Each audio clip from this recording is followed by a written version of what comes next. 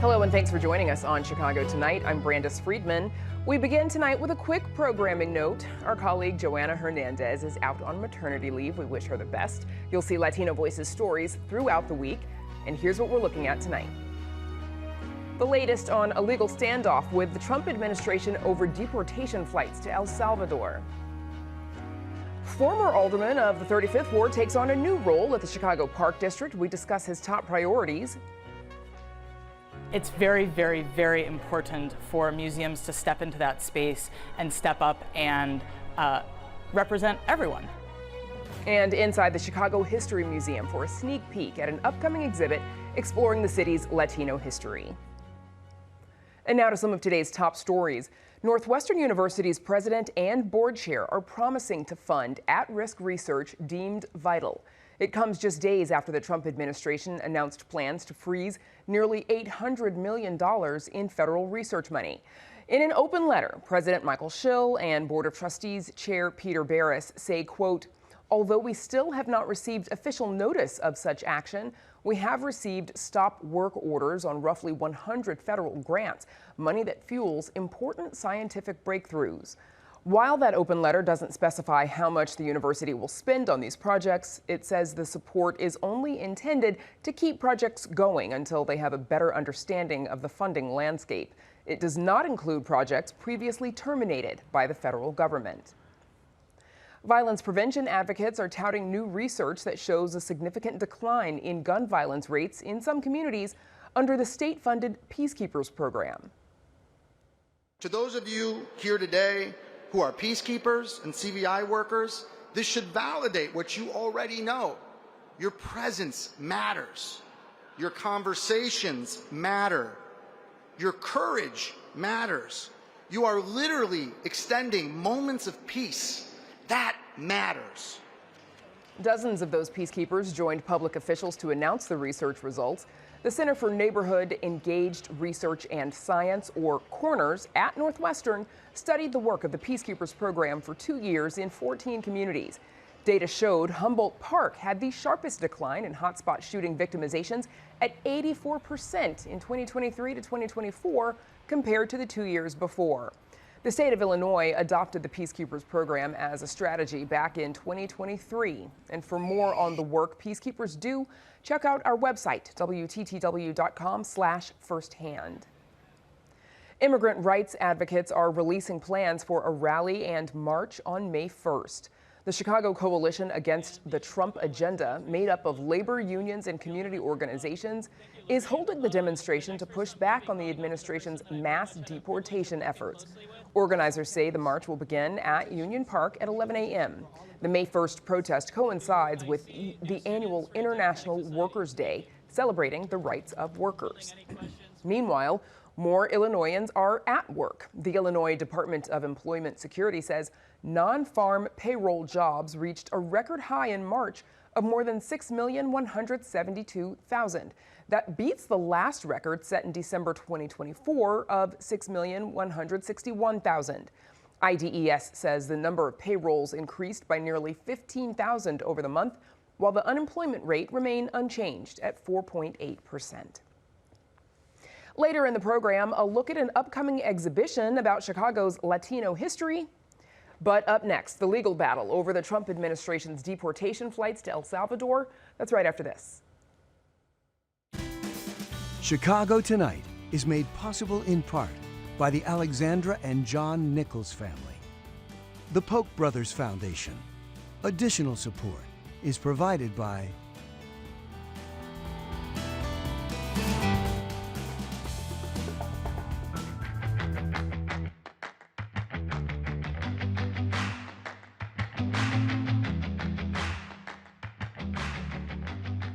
A federal judge says the Trump administration defied a court order when it failed to turn around a plane full of deportees en route to a mega prison in El Salvador.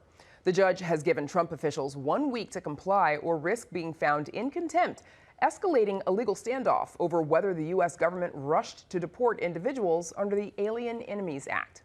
Joining us via Zoom are Stephen Schwen, a professor of law at the University of Illinois, Chicago, and Aaron Del Mar, acting chair of the Illinois Republican Party. Gentlemen, thank you for joining us. Stephen Schwen, let's start with you, please. U.S. District Judge James E. Boasberg found probable cause yesterday to hold the Trump administration in contempt of court. What does that actually mean, and what could the consequences be? Well, thanks, Brandis. Thanks for having us today.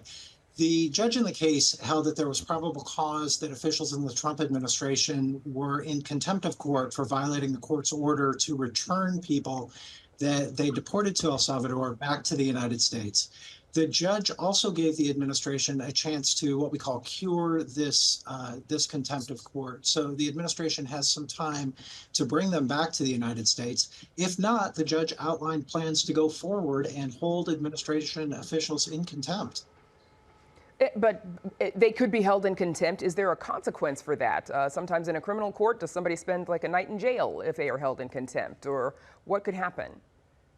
That's exactly right. So there could be fines or even jail term for individuals who are held in contempt. Now, that's highly unusual. We almost never see that with officials in an administration, but that's not to say that the court couldn't do it.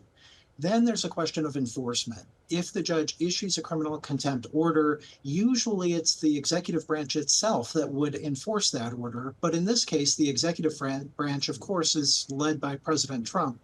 So it's not at all clear that his executive branch would enforce the order. Aaron Del Mar, do you think the administration is acting too aggressively in its deportation plans and then mistakes are happening? I think that anytime you're trying to rapidly deploy a new policy or program, such as the Trump administration is looking at immigration, when you move that fast, there's a lot of opportunity for more errors. And I think in this situation, they might have acted a little bit faster than normal, and now they are having to address those concerns in federal court. You know, one thing that Steve forgot to mention, though, that since this is in federal court, and if they are found in contempt, that doesn't mean that President Trump can't pardon them from there. If this was a state action case, that is something that he would have no power to do. You would need the governor. But in this situation, even if there was a consequence and somebody was found guilty of contempt, that could be easily erased by a pardon from the president. Okay, interesting point. Stephen Schwen, dozens of individuals we know have been deported under the Alien Enemies Act. What is the intent of that law? Well, the intent goes back to the late 18th century. This is a very old law. It's a wartime authority that Congress gave to the president to deport individuals who are affiliated with a foreign country, an invading country, or at a time when we're at war. This has only been used 3 times in our country's history: during the War of 1812, during World War I, and during World War II. This assertion of authority really is unusual and extraordinary. What does the formal process of deportation typically look like, Stephen? So typically, individuals who are subject to deportation have due process before they're deported. They have a due process opportunity before an administrative officer or judge or panel of judges or the federal courts to challenge the basis of their deportation and to argue that they shouldn't be deported because they have a well-founded fear of persecution in the country of deportation based on certain characteristics. Aaron, the MO, it seems, for the president so far has been to use his authority, and then sometimes that authority is then challenged in court. We know the court process can take some time, but what is the enforcement mechanism when the court makes a ruling, but then if the administration chooses to ignore it? Well, I think at some point we're going to come to a very strong constitutional crisis here, where we're going to see the judicial branch trying to rein in and give guardrails to the executive branch and to the president. I think President Trump is really trying to make good on his promise during the campaign that he was going to have large-scale deportations, and he's running into a lot of interference from a lot of local municipalities in different sanctuary cities. With that in mind, he's trying to move at a very rapid pace. And unfortunately, if you're looking at the numbers strictly by the math, he's not even meeting the deportations that President Obama did in 2008 through 2012. And so I think there's a lot of frustration that is happening. So there's a lot of sidestepping of the federal judiciary in order to try to make good on that campaign promise. Do you think that his supporters would like to see even more people being deported, and that's why this rapid clip is happening?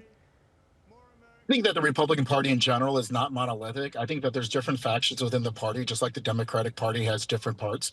And there is a subsection of the party that wants to see more deportations. I think people are very frustrated with the impact, specifically in Chicago, over the amount of undocumented citizens that were brought into Chicago during a very short period of time, and the pressure that put on our public services, and the availability for those that are already here, not having access to those, and then even those resources being dwindled down by the influx in a very short period of time of people. So yeah, there's certainly a group there, but I think a lot of people still believe in our system of immigration. I think there's people that believe that each of these immigrants should have their day in court to be able to make their case why they should stay in the United States. I think that we just as the United States need to come up with a more clearly understood immigration policy and be able to do that through our bicameral process through Congress. Now, that said, the administration has called the deportation of Kilmar Abrego Garcia an administrative error, but they have also said that now that he is in this prison in El Salvador, that they no longer have jurisdiction. And he does not have asylum, but he has been granted protection by an immigration judge from deportation. Stephen, what do you think of the tactics the administration is deploying in this particular case? Well, thanks, Brenda. They're highly unusual. So ordinarily, when the administration makes a mistake with deportation, they act quickly to bring the person back to the United States and give them the kind of due process that we've been talking about. In this instance, the Trump administration has said that they don't have the authority to do that because he's now in the authority of a foreign sovereign, El Salvador. Again, that's a highly unusual stance to take. We really haven't seen an administration take that kind of stance with regard to a wrongfully deported individual before. Aaron, Trump has also said that he's floated the idea of deporting or detaining, quote, homegrown threats to prisons abroad. Homegrown meaning American citizens. What is your reaction to that idea? Well, as somebody that has a father that immigrated here from the Philippines in the early 70s, I mean, that certainly draws conclusions that I wouldn't want to even think of. The United States has a long history of accepting immigrants from all different parts of the world and engaging and assimilating them into our society. And I think that's one of the reasons that we're the most strongest country in the world. And I think that those different groups make America what we are today. The idea that you're going to have a sovereignly born person here that has an American citizenship, right, has that passport, and then we are going to start deporting them, I think that's highly unlikely. I think there's 11 million undocumented immigrants that are here in the United States right now, and I think that's going to be the focal point of enforcing our existing immigration plan, and then looking to see what we can do to strengthen our borders and make sure that the people that we are letting in are going to be adding value to the everyday American life. Okay, an ongoing topic of discussion for the two of you, all of us, I'm sure. I want to thank the two of you for joining us tonight, Aaron Del Mar and Stephen Schwinn. Thank you. Thank you. Up next, one-on-one with the Chicago Park District's new leader.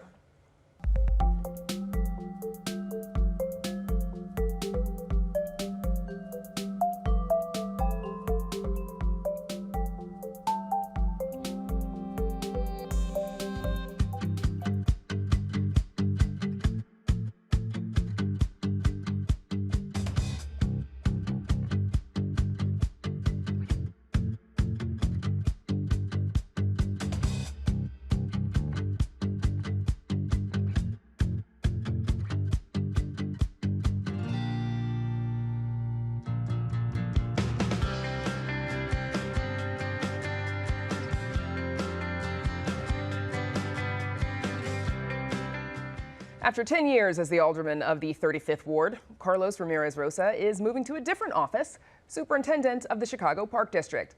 The Park District is the nation's third largest park system, which includes over 600 parks, 230 field houses, and 26 miles of lakefront. Joining us now to discuss his vision is Carlos Ramirez-Rosa, General Superintendent and Chief Executive Officer of the Chicago Park District. Welcome back. Congrats on the new position. Thanks for having me back. We just named how big it is, right? Third biggest. And you are going from serving 57,000 people in your ward to 2.7 million. And seeing how big the Park District is, how are you bringing yourself up to speed? It is such a wonderful institution. I was named February 28th. And we started a month-long transition process. My start date was April 1. I had over 40 hours of meetings in that month of transition with Park District leadership, getting up to speed with the most pressing issues. But I also met with important stakeholders, the Chicago Parks Foundation, Friends of the Parks, so many important stakeholders that support the work that we do at the district. And on April 1, I got an opportunity to obviously do my first staff meeting. I met with 481 years of experience at headquarters. I then met with the stewards for SEIU Local 73, which represent 2/3 of our wonderful, amazing workforce. And then I spent the rest of the week meeting our park and playground supervisors from the North, Central, and South regions. I did the math. In total, I met with 5,000 years of experience.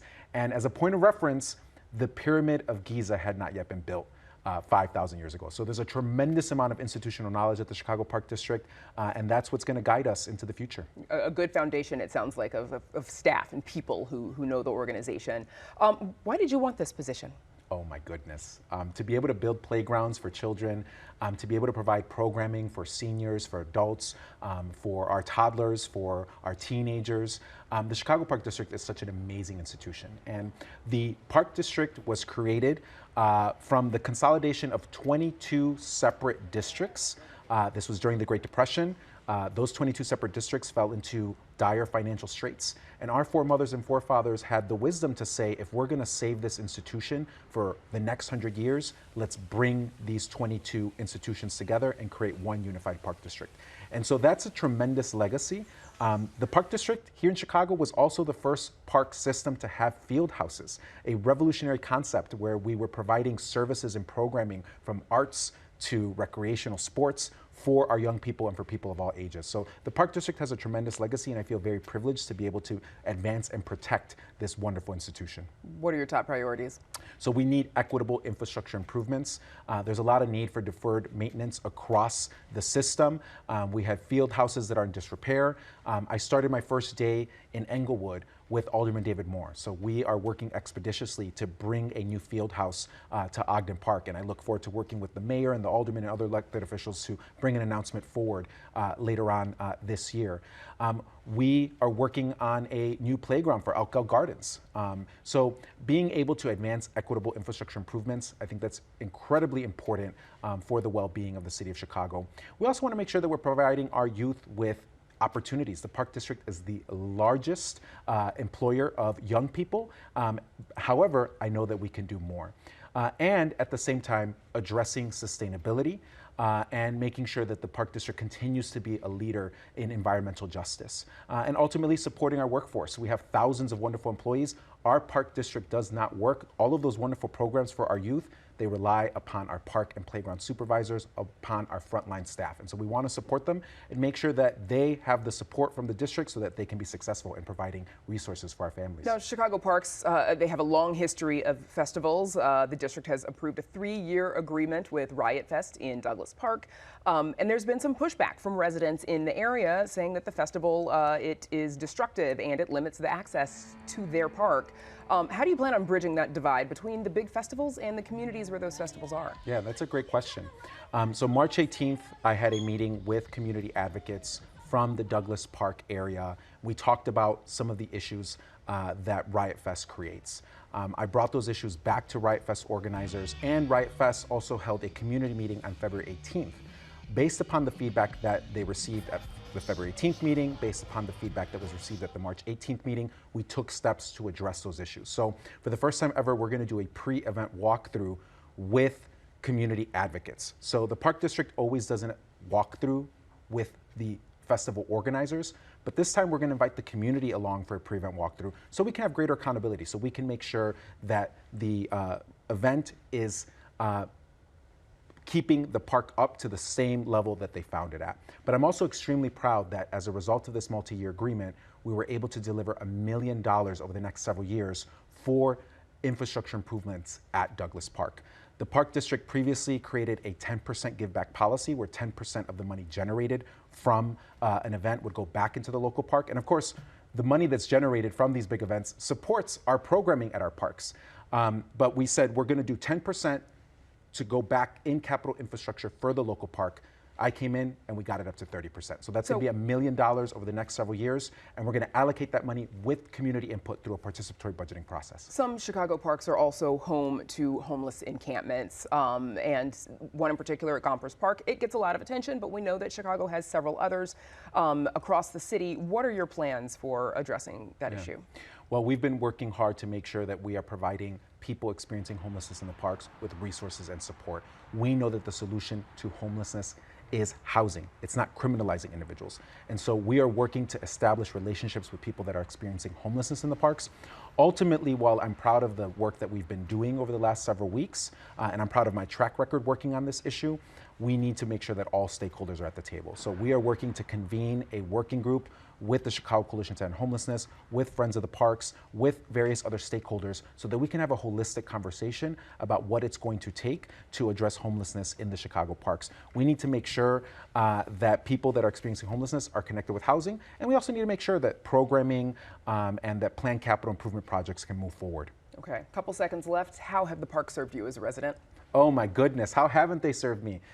It's where I would go hang out with my family. It's where I would play sports. It's where I would cool down in a splash pad.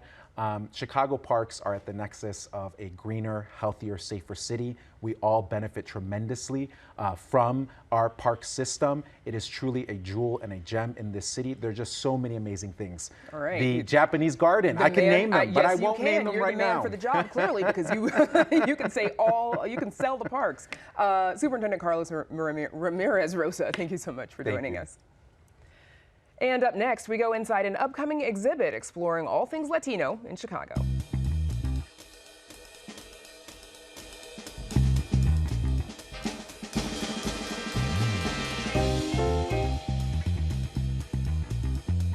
Did you know the term Latino became popular in part because of a collaboration between Mexicans and Puerto Ricans in Chicago for political activism during the 1970s? It's just one of the many stories told by the Chicago History Museum's exhibit, Aquí in Chicago. The exhibit is still in development, but our Joanna Hernandez got an exclusive preview. From glamorous quinceañera dresses to a ceremonial mass from an indigenous community, these items will be displayed in an exhibit celebrating the long history of Latinos in Chicago. We have a lot of interesting material in the exhibition, from photos, oral histories, cultural treasures, garments, textiles, artwork. There's a lot of representation of local artists. The project has taken years to develop. The idea came from a group of high school students at the Instituto Justice and Leadership Academy in Pilsen, who visited the museum in 2019 and noticed a lack of representation for Latinos. The students are in my vest pocket every step of the way throughout this project. They each wrote letters to the History Museum describing the harm that it perpetrated on their communities to find nothing about their histories here. Elena Gonzalez has been working on the upcoming exhibition for the last 4 years. Latino communities are all over the city, not only in Pilsen or Humboldt Park or Little Village, but in every single community in Chicago. Latinos are the second largest racial group in Chicago, representing nearly 30% of the city's population, according to the 2020 census. Part of the exhibition will feature a digital scrapbook where Chicagoans can share their photos. You'll be able to browse and view in the gallery, and everyone can submit their photos of events, people, places that they feel are important to the Latino stories of Chicago. This collection features images from a popular candy store that opened in Little Village in the 1990s, along with snapshots of a local artist painting a mural in the 1980s. In the time that we're living through right now, that everyone understand their heritage as, you know, how they came here. Unless you're Native American, you came here in one way or another, and those stories all shape the Chicago we know. Gonzalez says the exhibition also explores the large indigenous population from Latin American heritage, including the Quechua community. An indigenous community in Ecuador. There's a local community of about 30 to 40 Quechua Otavalo families here in Chicago, and this ensemble was a recent gift. Other pieces will dive into the history of a Quinceañera, the coming-of-age celebration for a young woman turning 15 years old. We were very fortunate to work with Mi Quince World, which is a shop on 26th Street here in Chicago, to create these beautiful gowns that are now part of the permanent collection of the Chicago History Museum. So the one behind me is the charro style gown, which speaks to a very Mexican heritage. Collections and pieces are currently being worked on. In the meantime, if you visit the museum, you'll likely see an artist painting a mural at the entrance of the exhibit. I want people to feel included. I want people to feel visible. I want people who are allies and maybe not necessarily Latino themselves. I want them to feel that they are also part of this Chicago. For Chicago Tonight, I'm Joanna Hernandez. The exhibit is set to officially open October 25th at the Chicago History Museum. To learn more about submitting your photos and the project, check out our website, WTTW.com/news. And we're back to wrap things up right after this. Chicago Tonight, Latino Voices, is made possible in part by the support of these donors.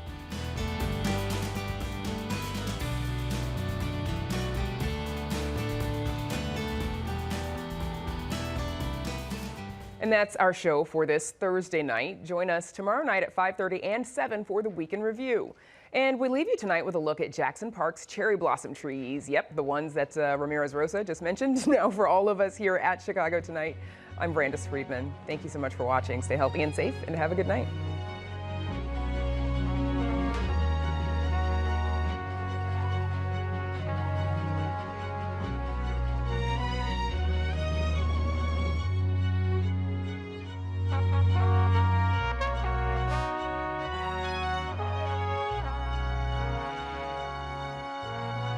Closed captioning is made possible by Robert A. Clifford and Clifford Law Offices, a personal injury law firm serving Chicago for 37 years.